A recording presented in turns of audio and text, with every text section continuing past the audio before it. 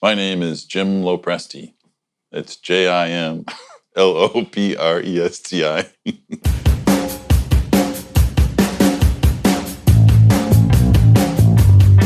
So the UpCycle Helmet Art Show it's a group art show, and each artist has one helmet to pretty much transform in any kind of way. I used to do a little bit more with my tattoo shop and have art shows there, and typically it's, sort of what you would expect, a canvas and a framed piece of art.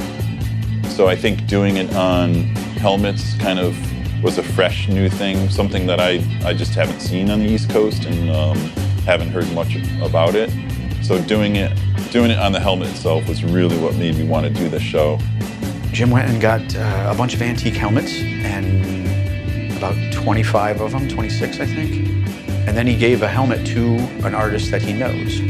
And then that person decorated it however they wanted it. I mean, it was just an open canvas of do what you want, cover it, do it.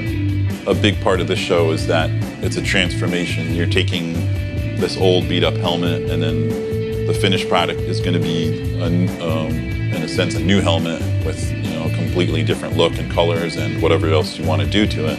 And I think the nice thing about this is that there was no theme for the artwork. It's just really an extension of what kind of art people, the artists involved, usually do.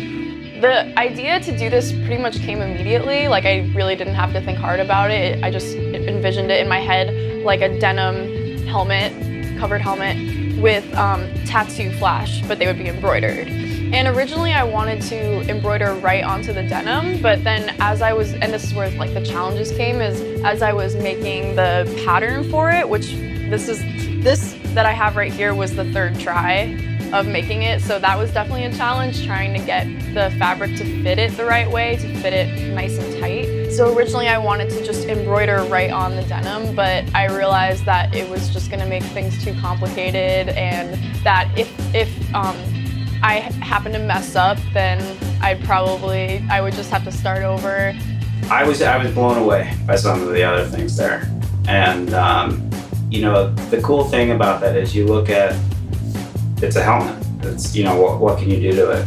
The funny thing was he wrote me and included me in the helmet conversation, and I wrote him back and I was like, listen man, I think I want to do like 3D stuff.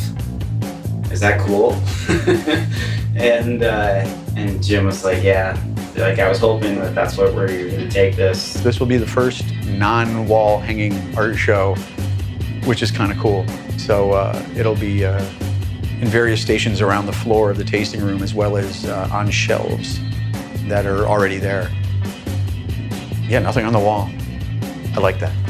The artist's response to the way the show was set up was super positive, because they were kind of questioning how I was going to display these things, and it was a matter of working a couple of different kinds of stands so that everyone could see the helmets nicely and almost in a 360 view. The helmets on the short stands on the shelves, they were pretty close to the wall, so I had to utilize mirrors behind them so that people could see the artwork on the backs of the helmets, and that was key. That really helped out.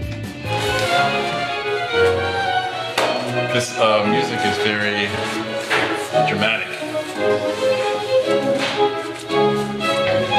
It's like the race to get the show set up. It was really successful, and like everybody loved the show, and it appealed to like a wide audience. Whether you're into art or motorcycles or neither, it appealed to almost everybody. I would totally do it again. Working on the helmet, now that the show's over and I got a helmet kicking around, it's sort of weird because I'm like, I got this helmet, and what do I do with it? But at the same time, it was such like it was the perfect outlet of like a different, canvas essentially to work on.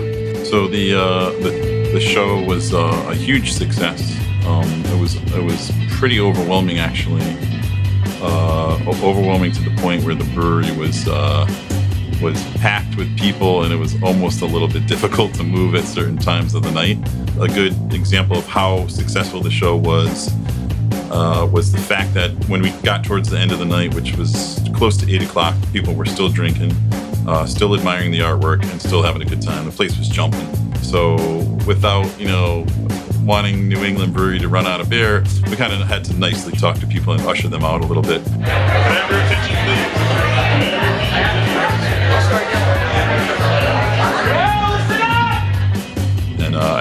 And everyone was really cool about that.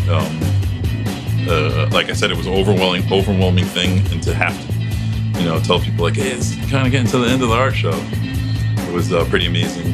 I think with the interest of the people that showed up, the artists that were involved, my overall excitement for this thing, I'm going to definitely look into a bigger space to do the next one, and hopefully we'll have the same problem.